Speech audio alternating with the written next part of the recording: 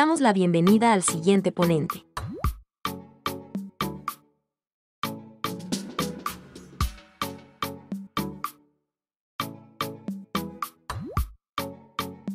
Dr. Alejandro Fons Escoffier, con el tema biopsia pulmonar.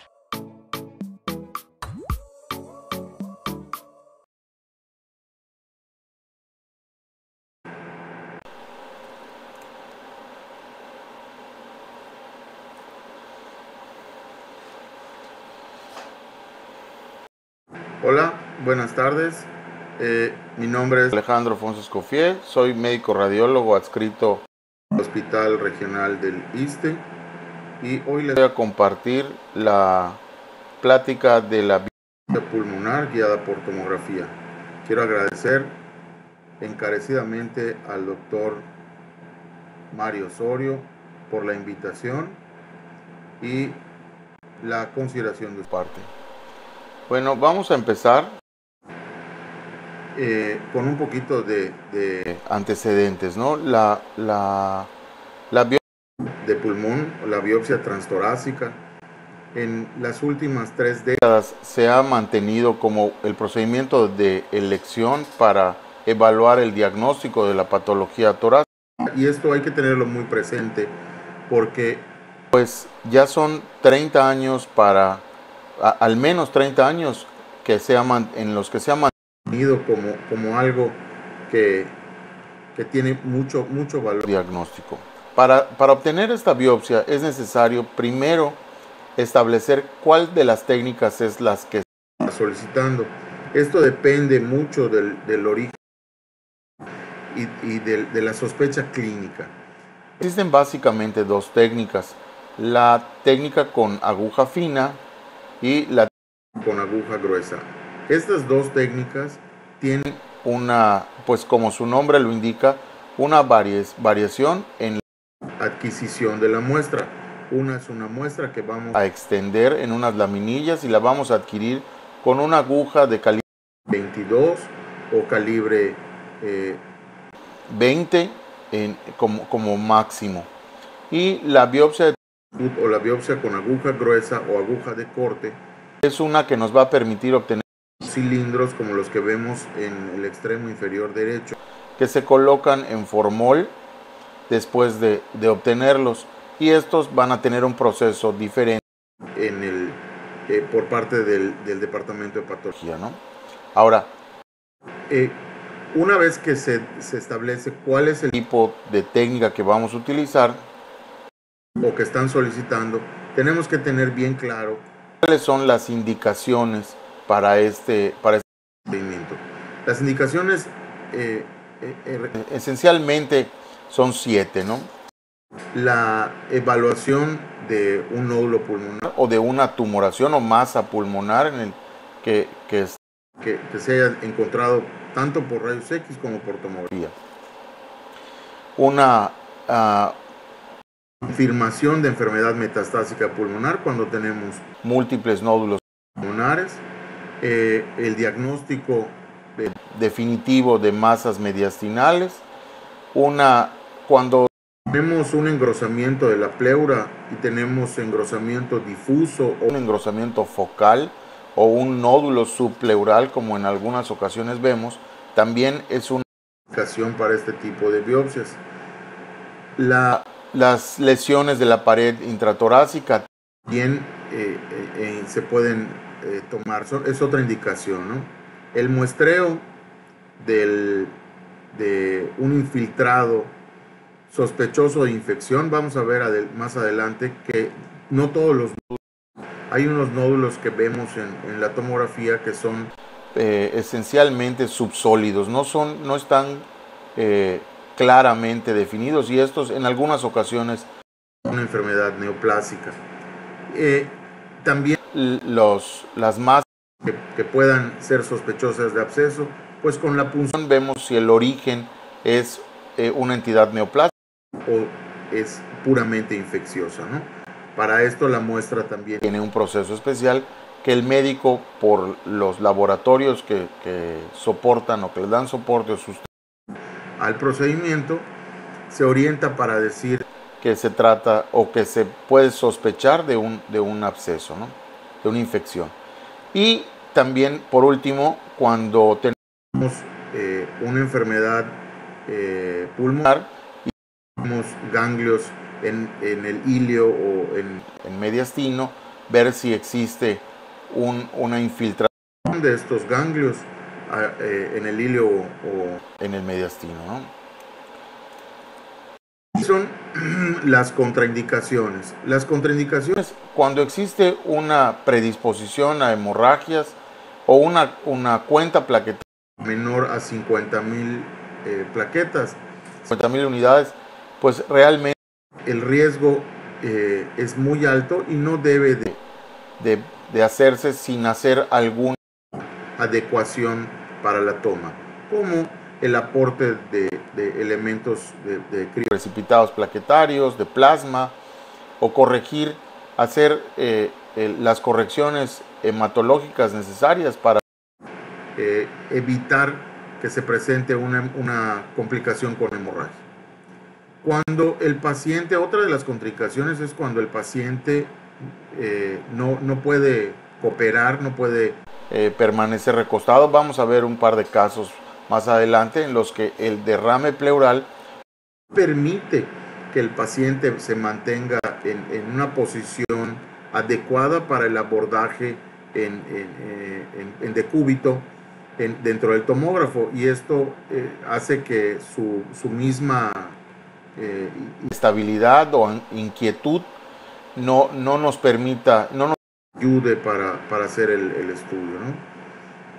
La posición de decúbito supino o decúbito pro son esenciales para poder tomar la muestra. En algunas ocasiones necesitamos poner al paciente decúbito lateral también. Cuando el paciente tiene una hipertensión pulmonar, esto es una contraindicación relativa porque el riesgo de sangrado aumenta. Cuando existe neumonía contralateral, también es una contraindicación relativa, porque teniendo ciertas precauciones como un kit para una restitución de un neumotórax eventual, pues eso nos podría ayudar al rescate del paciente. Cuando el paciente tiene múltiples bulas o un enfisema severo en el sitio donde vamos a biopsiar, pues esto también es una contraindicación, y ya se tomarían las medidas para hacer una biopsia que podría ser a cielo abierto, ¿no? Para antes de hacer una biopsia necesitemos establecer 4 cosas fundamentales. Establecer que el paciente es que el blanco, el tumor blanco, están solicitando, es viable biopsiarlo. Si no existe viabilidad por alguna de las contraindicaciones que ya mencionamos, o porque está en alguna posición cercano a la víscera cardíaca, cercano al bronquio, y no tiene las dimensiones necesarias para hacer el procedimiento, pues entonces descartamos y platicamos con el oncólogo, el neumólogo, el médico tratante, para que se establezcan otras posibilidades de abordaje diagnóstico. También es importantísimo tener el consentimiento informado. Esto implica platicar tanto con el paciente como con los familiares del paciente para hacerles entender, hasta hacerles entender que las complicaciones que se pueden dar por este procedimiento, que parecería muy sencillo, sin embargo tiene estas posibilidades de complicación, tienen que saberse, y debe de tenerse un documento firmado que nos protege a nosotros y protege al instituto o institución para la que estemos trabajando. Antes de hacer la biopsia, tenemos que planear el abordaje, cuál va a ser el trayecto que vamos a utilizar para llegar a esta lesión. Por supuesto, seleccionar la aguja. La aguja que vamos a utilizar y el tipo, independientemente del tipo de estudio que estén pidiendo, tenemos que seleccionar la aguja. ¿Por qué? Porque tenemos una diversidad de tipos de agujas. Tenemos en el lado de su izquierda, viendo en el lado izquierdo, tenemos una aguja espinal con una punta de tipo chiva. Este en particular es calibre 22 con una longitud de 88 milímetros, y esta que tenemos en medio es calibre 22 con 25 centímetros de longitud. Este tipo de agujas la vamos a seleccionar de acuerdo a la profundidad, localización de la lesión que estemos a tomar. En la aguja que tenemos en el centro vemos remarcado en un círculo la punta, que es importantísimo. La punta de la aguja tiene que ser una aguja con bisel. Pedimos en el servicio una aguja espinal. Es muy frecuente que el personal de enfermería nos acerque o nos aproxime o nos entregue una aguja de espinal que tiene una punta o es conocida como Whittaker. Esta tiene una punta roma que no sirve, y las perforaciones son laterales y no nos sirve para recoger la muestra. Y también tenemos la aguja de corte o aguja gruesa, que puede ser calibre 18, calibre 20 o calibre 16, como es esta que tenemos aquí en la pantalla, ¿no? Muy bien. Posterior a elegir la aguja, vamos a realizar el procedimiento. El procedimiento tiene una secuencia que tiene que respetarse, y vamos a determinar junto en el estudio preliminar. Es importantísimo determinar si el abordaje va a ser con tomografía o va a ser con tomografía y ultrasonido, o únicamente con ultrasonido. Esto lo vamos a decir con el estudio preliminar o con los estudios con los que nos refieren al paciente en el médico tratante. Entonces, recibiendo al paciente, hacemos el interrogatorio, revisamos los estudios previos y hacemos una revisión preliminar o un estudio preliminar con la tomografía preferentemente. En este estudio vamos a determinar si el posicionamiento del paciente es el correcto, decúbito lateral, en decúbito prono, en decúbito supino. Evitemos, por favor, aquí en esta parte la doble radiación del paciente. Si ya tenemos un estudio en el que se encontró la lesión, con ese podemos trabajar, y para que el posicionamiento del paciente ya esté bastante con bastante certeza, podemos declarar cuál es el posicionamiento del paciente, ¿no?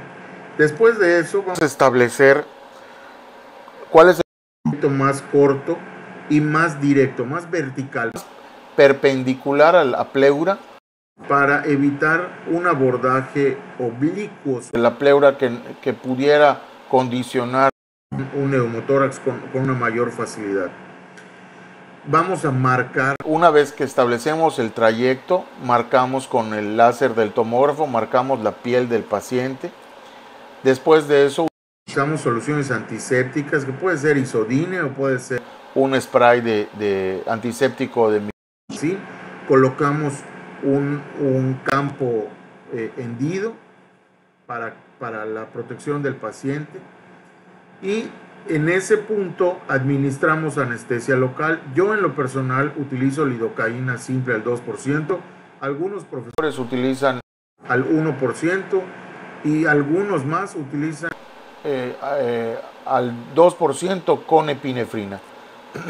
Yo es que siempre he utilizado la lidocaína simple al 2% simple, sin epinefrina, y me ha dado magníficos resultados. Posterior a administrar la lidocaína, haciendo primero una ampollita en la piel y luego infiltrando los tejidos profundos. Después de eso retiramos introducimos la aguja, la misma aguja con la que administramos anestesia, y hacemos una revisión tomográfica para verificar el posicionamiento de la aguja. Y si la aguja está correctamente posicionada, avanzamos la aguja hasta alcanzar la lesión blanco, ¿no? Después de eso obtenemos la muestra, ya sea por pivoteo y aspiración con la aguja fina o la aguja de corte, y tenemos entonces ya nuestra muestra, que o extendemos en una laminilla y fijamos con alcohol o con un spray base alcohol, o tomamos las muestras en el interior de un frasco con formol, que idealmente debe de estar diluido al 10%. Todo esto con el patólogo con el que trabajen. Es importante la comunicación para que se mantengan con la mayor facilidad las muestras y no se deterioren. Al terminar de la obtención de la muestra, hacemos una revisión para determinar si hubo alguna complicación o no, de neumotórax, hemorragia o algo así, ¿no? Aquí vamos a ver cuáles son las partes. Aquí tenemos una pistola con una aguja de corte y una aguja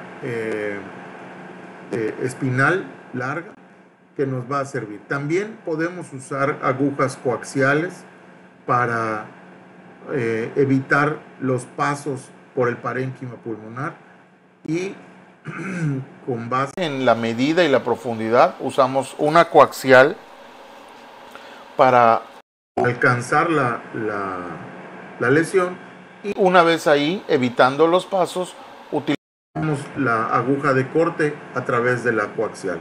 Le ponemos administramos la lidocaína simple sobre la piel, infiltramos con una aguja, posicionamos, como vemos en el inferior izquierdo, posicionamos la aguja en los tejidos blandos de la pared, y después de que vemos que la posición es correcta, avanzamos. Son casos diferentes, evidentemente.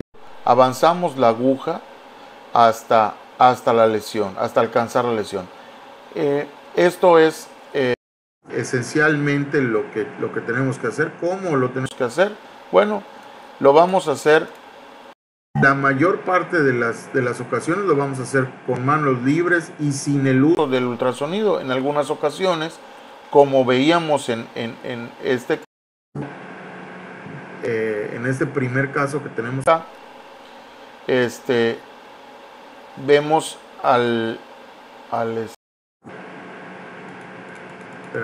ya me brinqué una. En este primer caso que tenemos acá, vemos que hay líquido pleural y vemos esta zona hipermetabólica en el pulmón. Esta es una imagen de PET. Esta biopsia se tomó por vía posterior. El abordaje fue posterior, y utilizamos tanto el ultrasonido como la tomografía para alcanzar este parénquima pulmonar y obtener la muestra. En ocasiones adyacentes a la pleura parietal, y el abordaje es completamente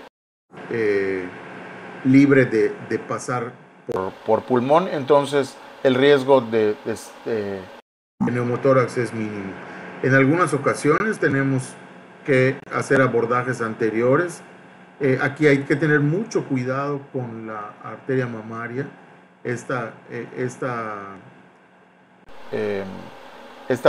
muestreo se hizo adyacente al esternón, librando la arteria mamaria que previamente se ubicó con el ultrasonido. Como les decía hace un rato, algunas lesiones las vamos a encontrar, como esta del inferior izquierda, que tienen un efecto subsólido o irregular. No es completamente Entonces, estos a veces es más conveniente hacer una aspiración y tomar una muestra para cultivo que le va a permitir al clínico descartar un proceso infeccioso agregado. La medida de los nódulos que vamos a biopsiar es importantísimo porque la aguja de corte, las diferentes pistolas que nos sirven, los instrumentos, los dispositivos para muestreo automático, en algunas ocasiones la BART específicamente tiene una forma de colocarlo de 12 milímetros, un corte con un avance de 12 milímetros o uno de 22 milímetros. Entonces, pues si la lesión en este caso tiene 9 milímetros y vamos a estar cortando pulmón y podemos con mayor facilidad hacer un neumotórax. En otras ocasiones tenemos la posibilidad o tenemos posterior a la lesión, como vemos en la inferior derecha, el bronquio principal, y esto podría, al perforarlo con una aguja gruesa, podríamos condicionar un enfisema y un neumotórax. Entonces se tiene que tener mucha precaución de no avanzarlo de lo indispensable. Como les decía, podemos en algunas ocasiones necesitar el apoyo del ultrasonido, como está viendo aquí, que utilizamos el ultrasonido. Una vez que obtenemos la muestra, tenemos que tener siempre a nuestros fieles compañeros, a los patólogos cerca y tenerles una mesita o que ellos tengan la posibilidad de tener una mesita como esta con las tinciones básicas, el microscopio, el dispensador de los punzocortantes. Nos da mucha seguridad en el material que estamos obteniendo, y esto al tener la evaluación inmediata del material por parte del patólogo disminuye la cantidad de los resultados de muestras inadecuadas, muestra coagulada o insuficientes. Pues el patólogo siempre nos va a pedir más, pero pues teniéndolo ahí junto a nosotros y viendo el grado de dificultad que en ocasiones se tiene para adquirir la muestra, el patólogo es consciente de que hay que hacer un esfuerzo y es muy útil tenerlo ahí con nosotros, ¿no? ¿Cuáles son las ventajas para el paciente? Una vez que tomamos la muestra, pues tenemos que tener cierta ventaja sobre la biopsia a cielo abierto, la biopsia quirúrgica, en el quirófano. Y la principal ventaja para este tipo de procedimientos es que en muchos de los casos el procedimiento es totalmente ambulatorio o tiene una estancia hospitalaria muy corta, de algunas horas. Es muy sencilla la preparación del procedimiento, prepararlo para hacer el procedimiento. Es algo bastante sencillo. El malestar que va a condicionar este procedimiento es realmente mínimo, pues al administrar la lidocaína simple y alcanzando la pleura, es muy difícil que se presente un malestar que sea incapacitante. Sin embargo, en algunas ocasiones se presenta el malestar, y esto pues habrá que tomar medidas en ese momento, como administrar un analgésico potente. Eventualmente se usan opioides como la nalbufina o el fentanilo. El procedimiento es muy rápido, no deja cicatriz, no hay que suturar nada, no hay que quitar puntos después, y esencialmente en la gran mayoría de los casos no se tiene el riesgo de la anestesia. Con algunos niños, cuando se va a tomar una muestra de un paciente pediátrico, pues sí hay que usar anestesia porque es importantísimo que el paciente, la cooperación del paciente, ¿no? Si el paciente no va a cooperar, les recomiendo que pidan la ayuda y el apoyo del departamento de anestesiología. El costo no solamente económicamente es menor que un procedimiento a cielo abierto, sino el costo de tiempo de recuperación del paciente es menor, porque la convalecencia va a ser mucho menor, ¿no? Y el resultado pues es igual de rápido que con una biopsia a cielo abierto, ¿no? Puesto, vamos a encontrar complicaciones graves y complicaciones leves. Todo este procedimiento tiene sus complicaciones. Hay pacientes muy aprensivos que nos van a referir dolor, nos van a referir ansiedad. Estas son, después del procedimiento, la ansiedad está más dada por los resultados y necesitan saber el resultado. Eso es únicamente hablar, platicar con el paciente, hacerlo gente, hacerle entender, entenderlo, entender su ansiedad y el manejo. Pues no requiere más allá que una plática consciente con él y con mucha mano izquierda, mucho tiento. Tranquilizarlos, ¿no? Que aparezca un hematoma en la piel es algo pues relativamente frecuente. La presencia de hemorragia, la hemorragia pulmonar se va a marcar en la tomografía, se va a tatuar alrededor de la lesión del nódulo, se va a opacificar, se va a hacer un de hemorragia, va a haber tos. En toser con sangre y la presencia de hemoptisis se da en algunos casos cuando el origen de la lesión es bronquial es más frecuente, ¿no? La reacción vasovagal, este desvanecimiento del paciente puede presentarse, que realmente no tiene mayor problema si podemos dar una buena analgesia o una buena anestesia local. Esto nos evitamos ese tipo de reacciones. Las convulsiones van de la mano con la ansiedad y las infecciones que nunca las vemos, pero pues se han reportado en la literatura que a veces la falta o técnica de asepsia insuficiente puede promover que aparezca una infección en los días subsecuentes, ¿no? También hay complicaciones graves, ¿no? La complicación grave principal de todas es la aparición de un neumotórax, que puede ser el neumotórax marginal o puede ser un neumotórax franco.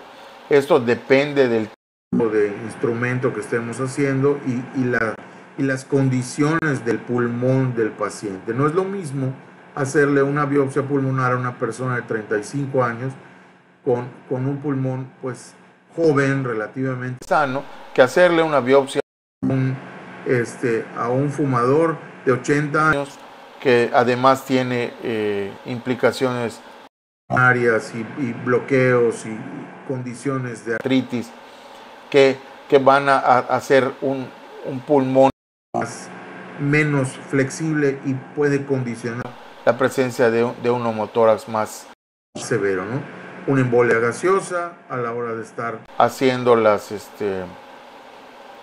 el pivoteo, el enfisema subcutáneo si llegamos a alcanzar algún bronquio principal y cuando se trata de una lesión infecciosa y no de una lesión neoplásica, podríamos condicionar sepsis o émbolos sépticos, incluso una bacteria que va a presentar las convulsiones y va a presentar fiebre de manera casi inmediata, ¿no? El neumotórax que se puede presentar, como ven ustedes en esta radiografía de tórax, las señalas aquí con las flechitas, pues cualquiera puede ver la ausencia de parénquima pulmonar acá. hacemos la tomografía y encontramos que el pulmón está desplazado. Entonces, pues se coloca, en ese momento colocamos un catéter. Que puede ser, no tiene que ser específicamente un catéter, una sonda pleural. Podemos colocar un catéter. Yo en este caso es un catéter de Merit, de un Resolve, uno de drenaje multipropósito, al que le puse una llave con una jeringa de 20, retiré la mayor cantidad posible de aire y reduce el neumotórax de manera significativa hasta que el paciente, pues, por supuesto, requiere dolor y pues se le administra analgésico y se le monitorea la oxigenación, ¿no? Muy bien, esa es la resolución de las complicaciones. Hay una cuestión que siempre está presente que desde hace muchos años nos atormenta y nos persigue, que si vamos a condicionar la diseminación del tumor por tomarle una muestra. Esto se llama siembra tumoral. Algunos autores, Ochsner en 1947 y en 1941, hablan de que con los pases de la aguja vamos a sembrar células malignas en la periferia y hacer una diseminación hemática en algunos casos. Sin embargo, el riesgo de la diseminación tumoral asociada a la biopsia es mínimo. Es menos de 1 en 20,000 casos, es algo que no se ha podido demostrar a ciencia cierta. O sea que esto significa que es menor al 0.045% en órganos profundos y aún mucho menor en y órganos superficiales, ¿no? ¿Qué vamos a obtener de las biopsias? Pues vamos a obtener laminillas. Vamos a tincionar, vamos a hacer tinciones microscópicas y vamos a ver los grupos celulares con las diferentes formaciones o formaciones. Podemos hacer marcadores en las biopsias con aguja de corte. Vamos para terapia blanco podemos obtener este tipo de tinciones y marcadores que le van a proveer al clínico la quimioterapia ideal para el paciente. Y una técnica muy interesante que por cuestiones de tiempo no les voy a explicar, pero que está muy nueva, que no tenemos disponible aquí en Yucatán, no sé si en la Ciudad de México tenga. Transferir el tejido que se obtuvo con una biopsia por aspiración hacia un dispositivo que nos permite determinar si existen mutaciones y este tipo de inmunohistoquímica. Para hacer inmunohistoquímica que nos permita ver qué tipo de enfermedad tenemos, ¿no? Pues esto me despido. Me voy a despedir con esta frase que tiene muchos años que me acompaña. Mejor intervencionista no es el que no tiene complicaciones, sino el que sabe cómo resolver las que se presenten. Espero que tengan mucho éxito en sus procedimientos. Muchas gracias.